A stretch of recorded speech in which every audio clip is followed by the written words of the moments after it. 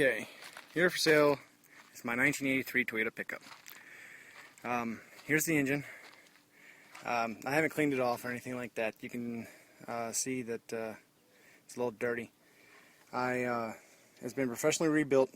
I've got 13,000 miles on it since it's been rebuilt. I've got Doug Thurley headers. I got a Weber carburetor. Got a electric fan installed right there. The Weber header dumps down into custom exhaust, which comes down. I don't know if you can see it, but it comes up. I kept it up as high as I possibly could to keep it out of the way from rocks. It dumps under here. I have a small extension on there right now that I was using. I tried to get this thing through emissions, tried to cheat my way, but it didn't work. But that was for them to put the sniffer on. The exhaust itself dumps just behind the cab, and it dumps up here, right up here. So that way it can, like I said, it's out of the way. You won't have to worry about it getting ripped off with rocks or anything like that. Come around the vehicle, and I've installed a electric fuel pump to replace the mechanical fuel pump. That's great for off-roading. It doesn't stall. I modified the float in the bowl in the carburetor, so that way when you're going off, you're on a hill, the float won't come up and shut off, and you won't worry about stalling. If the engine dies or something like that, you don't have to worry about, you're out of gas, you don't have to worry about priming the pump.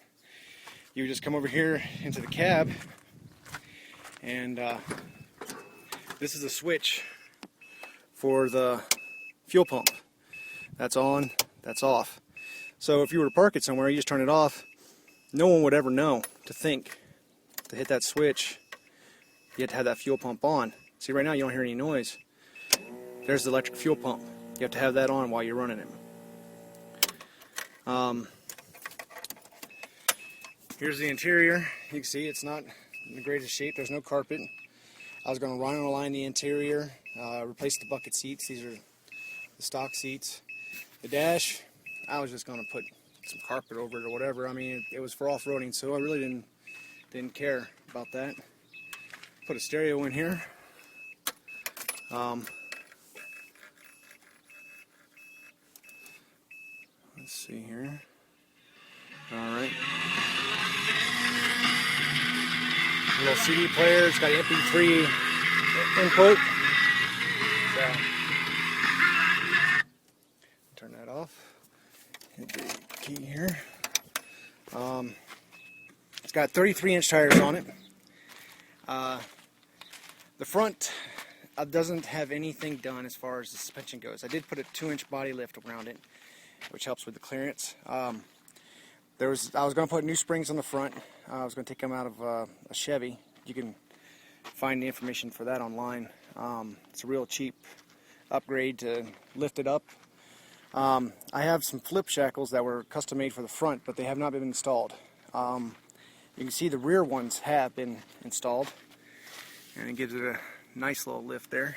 And you come over here, the bed has been bobbed, but it has not been completed. You can see how close the bed is to the rear tire. That's great for when you're like going up really steep inclines. You don't have to worry about your bed hitting the ground as you start to go up the hill. Like I said, the bed, it hasn't been completed. This weld here needs to be done. And that's it. I mean, the sides have been done. It's in great shape. You can see there's some surface rust, and there's surface rust all over the vehicle, but it's an Arizona vehicle, so surface rust here, I mean, it's nothing. You know, I mean, you just take a piece of sandpaper, there's no pitting there at all, and that rust will come right off. There's no cancer on the vehicle at all. Let's see.